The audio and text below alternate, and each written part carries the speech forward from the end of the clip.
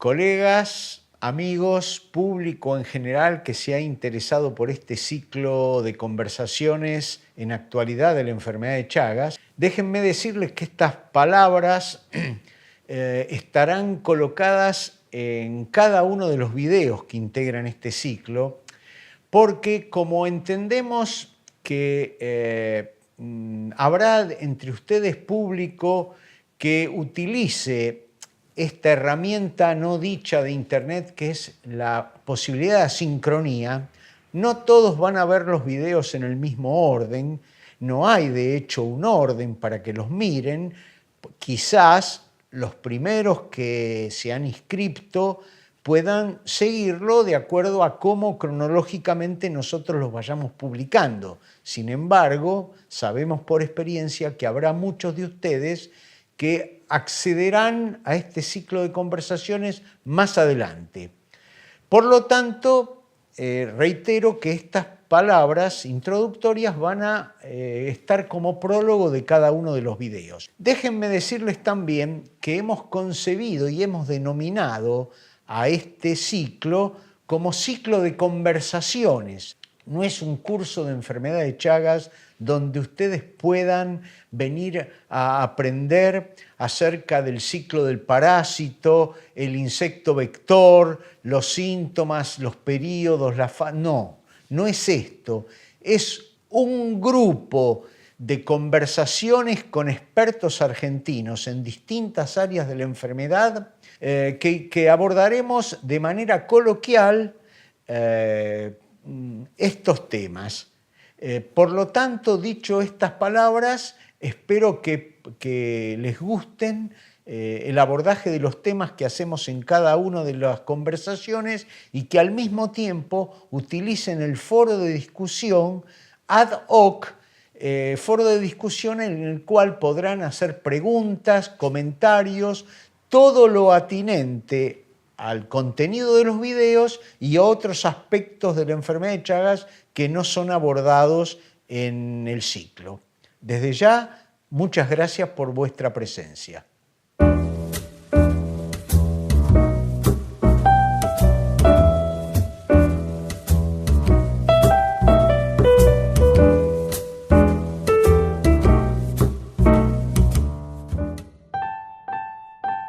Estamos una vez más con ustedes en este ciclo de conversaciones y voy a tener el gusto de presentarles a un colega y amigo que ha sido pediatra de mis hijos además.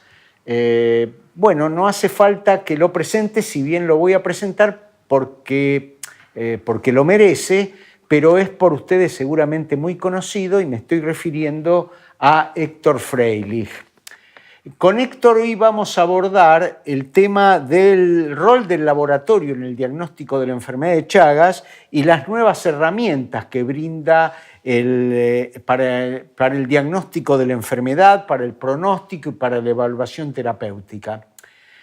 Héctor ha sido residente de pediatría en el Hospital de Niños Ricardo Gutiérrez de Buenos Aires, Argentina. Ha sido coordinador de dicha residencia. En el Hospital de Niños Ricardo Gutiérrez se ha desempeñado como secretario del Comité de Docencia e Investigación. Es infectólogo infantil, creador del Servicio de Parasitología y Enfermedad de Chagas en el hospital, que actualmente es reconocido como centro de referencia por la Organización Mundial de la Salud. Bueno, Héctor participa como revisor en muchas revistas científicas nacionales e internacionales y dirige la revista del Hospital de Niños Ricardo Gutiérrez de la Ciudad de Buenos Aires. Asesora también a la OMS, a la OPS y a varias organizaciones no gubernamentales como el Plan International de la Bunge Born, Mundo Sano, etc. Bueno, hecha esta presentación, le digo a Héctor que le doy la palabra para que se presente, así rápidamente entramos en tema. Héctor. Bueno, yo soy yo. Muy bien. Bien. Muchas gracias por la presentación, Edgardo. Bueno, cuando uno habla de diagnóstico, como planteaste de entrada, el diagnóstico laboratorial, en realidad cuando uno habla de diagnóstico habla no solo del laboratorio, Bien. sino habla de todos los otros elementos complementarios que facilitan o que hacen realmente el diagnóstico de la enfermedad de Chagas, en la cual sin duda el laboratorio cobra tal vez el rol más importante, pero hay otras herramientas que colaboran, que ayudan y que a veces certifican la posibilidad de decir que determinado paciente tiene la enfermedad de Chagas. Bueno, ya que te metiste en el barro, enunciadas Bien. entonces. Bueno, el diagnóstico por excelencia en toda enfermedad infecciosa, lo que uno llamaría el gold standard, es la visualización del agente infectante en el hospedero que padece determinada enfermedad. Y si uno quisiera ser más prolijo aún, es demostrar la presencia del agente infectante en el lugar de la lesión. Para poder explicar esto, vendría a cuenta la posibilidad de evaluar qué pasa con la infección por citomegalovirus. Normalmente la población excreta en un 5 o 10% citomegalovirus en la orina. Si nosotros tomaríamos eso como parámetro para decir que un individuo que tiene determinada patología no diagnosticada sería el citomegalovirus, nos equivocaríamos. Ajá. Para demostrar que un paciente tiene, por ejemplo, una neumonía por citomegalovirus, deberíamos obtener una muestra directamente del tejido donde está la patología. Puede ser por una broncoscopía y ahí encontremos el citomegalovirus. Bien. Eso sería para hacer entonces el gold standard del diagnóstico infectológico. En el caso de una infección urinaria, nadie dice que un paciente tiene una infección urinaria porque tiene un sedimento patológico. Siempre se busca identificar cuál es el agente, etcétera, etcétera, para poder decir, este individuo tiene tantas colonias de Escherichia coli, por lo tanto merece un tratamiento adecuado para la Escherichia coli. Esto corre en el agudo. En el agudo. Bien. En el caso del Chagas, en lo que respecta a los diagnósticos de laboratorio, tenemos esencialmente dos cosas a evaluar. La primera es el reconocimiento del agente infectante, que este es el gold standard. Nosotros vemos el parásito. Y la otra es la respuesta inmune del hospedero a la infección. ¿Eso cómo se visualiza? A través de la respuesta del dosaje de anticuerpos. En el caso de la tuberculosis, lo que nosotros medimos no son anticuerpos, sino una respuesta mediada por células, que es el granuloma de la tuberculina. Pero limitándonos un poco a la enfermedad de Chagas, los dos diagnósticos más importantes que se utilizan en los laboratorios son el reconocimiento del agente infectante, que es el parásito, o la respuesta inmune, que son los anticuerpos. ¿Cuándo se puede estudiar y cuándo se puede utilizar la visualización del parásito para el diagnóstico de Chagas? En la etapa aguda. ¿Por qué? En la etapa aguda hay una gran proliferación de parásitos hasta que el sistema inmune controla la infección. Pasado el periodo agudo, que puede ser 2, 3, 4 meses, no se sabe exactamente cuánto, los parásitos que circulan en un paciente infectado son de muy baja cantidad. Pero ya todo el sistema inmune comienza a producir anticuerpos. Entonces, como concepto importante, el diagnóstico de la fase aguda debe hacerse por el reconocimiento del agente infectante llamado Trypanosoma cruzi por métodos directos. ¿Por qué decimos por métodos directos? Porque si nosotros utilizamos el seno diagnóstico o el hemocultivo, puede ser positivo tanto en la fase aguda como en la fase crónica. Los métodos directos detectan en general cuando la parasitemia es superior a 400 por mililitro. Bien, además sería poco práctico en Es un poco agudo hacer un cultivo o un senodiagnóstico que lleva su Correcto, tiempo, totalmente ¿no? de acuerdo. Claro. Los métodos directos que se utilizan para la fase aguda son o el método de micromatocrito o capilares, que lo hemos desarrollado en el Hospital de Niños Ricardo Gutiérrez, o el método del capilar, que lo desarrollaron en el Instituto Fatala Chávez. Esos serían los métodos directos. Bien. ¿En qué casos se utilizarían? En la fase aguda. Ahora bien, es muy importante diferenciar lo que es una fase de lo que es una vía de infección. Porque son conceptos, vale la pena aclararlos para no generar confusión. Fase aguda y fase crónica. Las vías pueden ser diferentes. Puede ser transplacentaria, puede ser vectorial, puede ser transfusional, por un trasplante de órgano. Oral, etc. Entonces, en el caso de los niños, el Chagas congénito, el diagnóstico debe hacerse por métodos parasitológicos directos en las primeras semanas de vida. Preferentemente, lo ideal sería hacerse antes que el niño se vaya de la maternidad junto con la madre de alta. Esos serían los métodos directos. Bien. Después nos quedan los métodos indirectos, que sería la serología. La serología, hay varias técnicas que se utilizan en Chagas. En nuestro país, las más utilizadas son la hemaglutinación indirecta y y el ELISA. Y en tercer lugar, la inmunofluorescencia. Bien. Esas son en general las tres técnicas que más se utilizan. De rutina, habitualmente, tenemos la hemaglutinación y el ELISA. Un ELISA hecho hay distintas técnicas para el ELISA, ¿no? Las técnicas son parecidas, lo que es distinta la preparación. Bien. Si se utilizan el total del parásito fraccionado o se utilizan antígenos recombinantes. Entonces están las ELISAs de antígenos recombinantes o de parásitos antígenos totales. Bien. Eso en cuanto al ELISA. ¿Hay nuevas técnicas de laboratorio, Héctor? Sí, ¿Por qué no contás un poquito? Sí, cómo no. Hay otras técnicas. Por ejemplo, en Brasil se desarrolla bastante el Western blot. Ajá. El Western blot, que también es más conocido para el uso para la infección por VIH, en caso de sueros que se llaman discordantes, donde a veces por serología cuesta definir que un paciente está o no está infectado. Nosotros le decimos inconclusivos. Inconclusivos. O sea, en la serología tenemos un conflicto importante.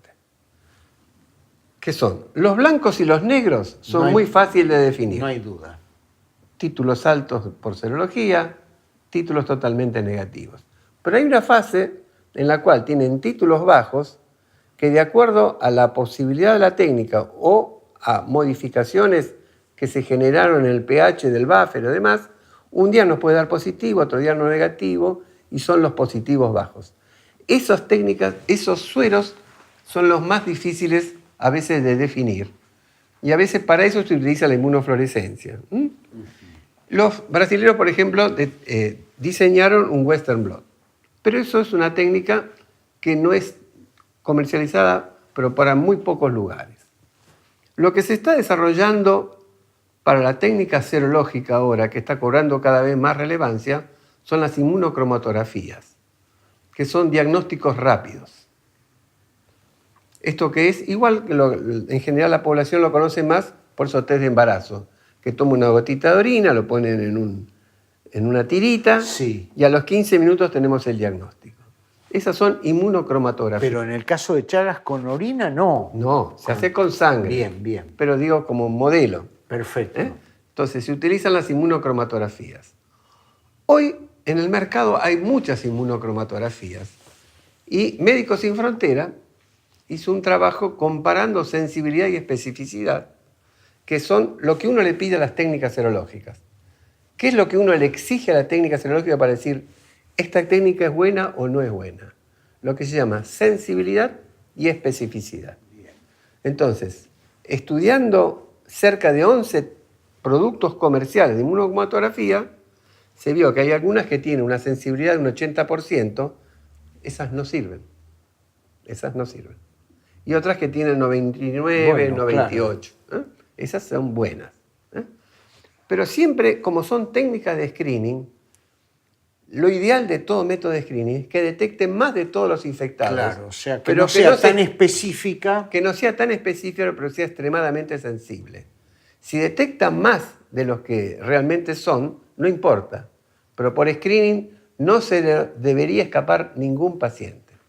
Y esta es una técnica interesante, porque cuando uno va a hacer estudios poblacionales en una escuela, por ejemplo, uno podría utilizar la inmunocromatografía Y entonces ahí rápidamente, en 15 a 20 minutos, definir si ese niño es negativo o es positivo y debería comenzar con un diagnóstico de mayor certeza, que es porque la técnica de inmunocromatografía se hace por punción digital. Entonces se le saca sangre venosa y se hacen las técnicas tradicionales, que sería el ELISA y el HAI.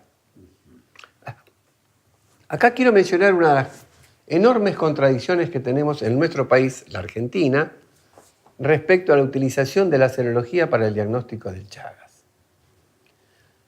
Nosotros en nuestro país, Consenso Organización Mundial de la Salud y OPS, se dice que para que un paciente sea definido como paciente que tiene el Chagas o infectado por Trypanosoma cruzi, debe tener dos técnicas diferentes, positivas o reactivas. Son dos maneras de decirlo. Pero acá una enorme y primera gran contradicción. Las obras sociales reconocen solamente una técnica. Una sola. Y las obras sociales tienen una institución que las dirige, que las comanda, que depende del ministerio. Entonces, el ministerio dice que hay que hacer dos técnicas y las obras sociales hacen una. Y no nos olvidemos que las obras sociales manejan la mayor parte de la población de nuestro país. En las obras sociales acceden a la salud cerca de 18 millones de personas. Entonces, la mayor parte de nuestra población, el diagnóstico de Chagas es incompleto. Y esta es una contradicción de orden político-económica, no científica, porque la ciencia demuestra que hay que hacer dos técnicas serológicas. Héctor, te pregunto si en función de todo esto que mencionaste, la necesidad de hacer el diagnóstico basado en dos técnicas, mencionaste la cromatografía, etc., si todos los laboratorios estarían en condiciones de ofrecernos tal posibilidad de diagnósticas. Bueno, yo tuve la posibilidad de estar 3 años a cargo del Programa Nacional de Chagas. Cuando se hacían las licitaciones para repartir los reactivos a todos los laboratorios de todo el país, nosotros pedíamos un control de calidad. Entonces, primero se licita, gana determinado laboratorio, vamos a buscar 3 al azar, 3 reactivos, y se los mandaba a procesar al Instituto Nacional de Parasitología, el Instituto Fatal de Chagas, que es un centro de referencia para esta patología. En la Argentina, Fatal Achaven, Instituto Fatal Achaven. Instituto Nacional Fatal Achaven. Y hemos tenido que rechazar partidas porque no tenían buena calidad. Entonces, en la red pública de diagnóstico de la enfermedad de Chagas, podemos asegurar que los reactivos son de excelente calidad. Y nosotros, ¿cómo llegás a esa conclusión? Bueno, por un lado, porque los reactivos que van están controlados en cuanto a la calidad, cosa que no se hace para otros reactivos, ni se hace inclusive para medicamentos. No se hacen los controles, ni de todas las vacunas. Pero nosotros para Chagas hemos generado esa política. Y por otro lado, hay un control de calidad, mandándole sueros a ciego a los distintos laboratorios. Se estima que en nuestro país hay 700 laboratorios en la red pública que están capacitados para hacer el diagnóstico serológico de Chagas, con buena calidad. Bien, 700. 700, que es un número importante. Uh-huh. Perfecto. Bueno, no sé si vos querés, en este panorama que estamos haciendo de las técnicas diagnósticas, si querés agregar algo más, alguna... Sí. Hay otras técnicas diagnósticas, como por ejemplo el senodiagnóstico, que es un viejo, tradicional técnica, sí, que es la utilización de las vinchucas libres de infección en el cuerpo del paciente para que chupen sangre y reconocer si tiene o no, o el hemocultivo. Y la otra es la PCR, que es en este momento la niña bonita, no solamente del Chagas, sino de casi todas las enfermedades infecciosas. La PCR para algunas enfermedades está perfectamente validada. Por ejemplo, para el VIH, para la hepatitis B, para la hepatitis C, son técnicas totalmente validadas. Validadas significa que están bien establecidas, utilizadas por varios laboratorios, y en varios laboratorios los resultados son semejantes. O sea que lo han validado distintos lugares de trabajo. En el caso del Chagas, se hizo un trabajo dirigido por la OPS en donde se intentó o se intenta validar la enfermedad de Chagas, el diagnóstico de PCR por Chagas. ¿Por qué esta dificultad? Las técnicas de laboratorio que se venden de laboratorio tienen muchos controles de calidad.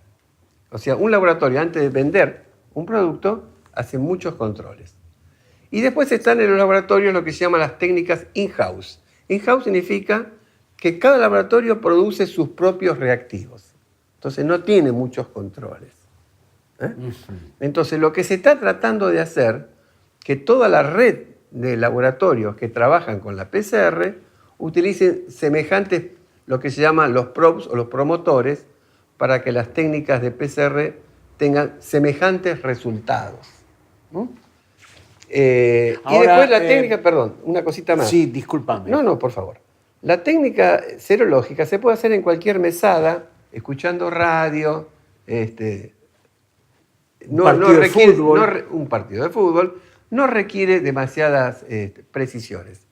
En cambio, la técnica de PCR requiere condiciones físicas para el procesamiento de la muestra que no en cualquier lugar lo puede realizar.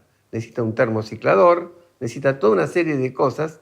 En un lugar hay que fraccionarle el suero, en otro lugar hay que procesar la muestra. O sea, exige toda una serie de condiciones físicas que no todos los laboratorios lo pueden hacer. Hay muchos laboratorios que sí lo pueden hacer. O sea, no es una técnica que está prohibida ni es extraterrestre. Se puede hacer. Yo te quiero decir lo siguiente. Sí. Mirando a cámara. Decile a un colega que quiere certificar su diagnóstico si pide o no pide una PCR. No debe pedir ninguna PCR ni ningún método parasitológico, salvo para la fase aguda de la infección o un equivalente a la fase aguda de la infección, que sería la reactivación. La reactivación son fenómenos que cada vez se ven más en medicina, que son pacientes que tienen Chagas, VIH, están en un equilibrio, porque mientras tienen un número suficiente de CD4, el sistema inmune controla la infección de Chagas. Cuando el virus del VIH destruye el sistema inmune, se reactiva el Trypanosoma cruzi. Entonces es lo que se llama una reactivación. Esto sucede lo mismo no solamente en pacientes con VIH, sino en pacientes que han recibido un trasplante de médula, de corazón, de hígado, que tiene una infección crónica, por la inmunodeficiencia que necesitan para evitar el rechazo del órgano, aprovecha el Trypanosoma cruzi y se reactiva. En esas situaciones, el diagnóstico es por parasitología directa. En todo el resto, se maneja con serología. Bien, pero entonces la PCR queda, que vos en algún momento utilizaste como algo así como la niña bonita, etc. Es la niña bonita. Bien, pero limitada a que quién hace PCR. Perdón. No se me enoje, amigo. De ninguna manera me puedo enojar con vos, ni quiero enojarme con vos. Ajá. La PCR es una técnica que se utiliza para la investigación. Bien. Este es el concepto fundamental para los que nos están escuchando. La PCR al día de hoy es una técnica que se utiliza solo para la investigación y a pequeña escala. Cuando uno está hablando que en Argentina hay 1,5 millones de pacientes con Chagas, no se puede utilizar la PCR para el diagnóstico de estos pacientes, no se puede utilizar al menos en todo el país la PCR para aproximar el diagnóstico de Chagas congénito, aunque sería muy bueno utilizarlo. Pero hoy no tenemos las herramientas para poder hacerlo. A ver, muchas veces el problema del Chagas no son problemas inherentes al Chagas, sino son problemas inherentes al sistema de salud. ¿Qué significa? Si yo tuviera un buen laboratorio para PCR para el diagnóstico del Chagas congénito, ¿lo usaría? Sí, lo usaría. Pero ¿cómo hago para traer una muestra que está en el interior de la provincia de Formosa o del Chaco a un centro para que hagan la PCR y que la devolución de ese diagnóstico le llegue en tiempo y forma? Eso en un caso de que no lo hubieras podido diagnosticar con las técnicas parasitológicas habituales. directas. Ahí está, es eso. Exactamente. Bueno, Héctor, no sé si... Hay más cosas para charlar. Bueno, dígalas entonces. Bueno, ¿dónde hay que buscar el parásito en forma directa? ¿En sangre? En los casos de encefalitis por Trypanosoma cruzi, en líquido cefalorraquídeo. Y otra forma de acceder al diagnóstico es a través de las biopsias. Bien. O sea que el diagnóstico no es solamente por el laboratorio, sino muchas veces se hace por biopsia. Una de las lesiones más frecuentes de las reactivaciones de la enfermedad de Chagas son lesiones cerebrales. Entonces, el diagnóstico o se hace por la presencia del líquido cefalorraquídeo del parásito, o muchas veces, si no aparece el bichito del líquido cefalorraquídeo, es necesario hacer una biopsia cerebral y ahí tenemos la confirmación del Chagas. Me hiciste recordar dos trabajos que Jorge Janowski, antes de morir, siempre me insistía, unos trabajos venezolanos que utilizaban biopsias de encía. Estos venezolanos usaban estas biopsias totalmente atípicas, con lo cual demostraba que en esas biopsias aparecían parásitos a pesar de que habían recibido tratamiento con besnidazol. Totalmente de acuerdo. Las citas las tengo que buscar, las No, voy yo a las poner. tengo y me he puesto en contacto con el autor de esos trabajos. Ah, perfecto, las podemos enviar al foro porque ¿Cómo no? son trabajos muy interesantes, me parece. Son contradictorios porque nadie ha reproducido. O sea, el valor de una técnica es cuando no solamente el autor lo publica, sino varios otros centros tienen el mismo resultado. Eso es lo que se llama validar una técnica. Bueno, pero no conozco a que haya otros que hayan intentado hacer biopsia, ni dentistas, ni ni es nadie. biopsia, es un raspado. Ajá. Se sacan las células de la encía y con eso se hace en un frotis. Un extendido, bien. Un extendido se hace por técnicas directas o por PCR, el reconocimiento o del parásito o del ácido nucleico del parásito. Bien. Bueno, Héctor, como vos te me salís del libreto y me dijiste que tenías más cosas, decilas. No, lo que pasa es que me van a matar si yo sigo hablando. Yo creo que el concepto está claro. Primero, y una cosa que vos recalcaste y la vamos a volver a decir. Si un paciente tiene dos técnicas serológicas positivas, no es necesario confirmar por métodos parasitológicos para iniciar el tratamiento. Bien. O para decir, este paciente tiene Chagas. Bien. La otra importancia que tiene la serología es poder seguir un paciente después del tratamiento en el tiempo y uno puede definir que está curado parasitológicamente si esa serología que era positiva se negativizó. Entonces, la serología para Chagas sirve para definir el diagnóstico y por ahí para definir criterio de curación parasitológica. Perfecto. Bueno, si el tema está agotado, No está agotado, pero por hoy sí. Ah, bueno, entonces vamos a cerrar esta conversación. Ustedes podrán saber que Héctor no es esta la única conversación con la que mantuvimos. Quizás vean esta charla en primer lugar o quizás hayan visto la otra que Héctor nos da relacionado a Chagas y pediatría. No tengo nada más que agradecerte, Héctor, y decirle a los colegas que espero que les haya gustado esta conversación sobre el método diagnóstico. Gracias. Bueno, muchas gracias a vos. Siempre los diálogos son muy atractivos.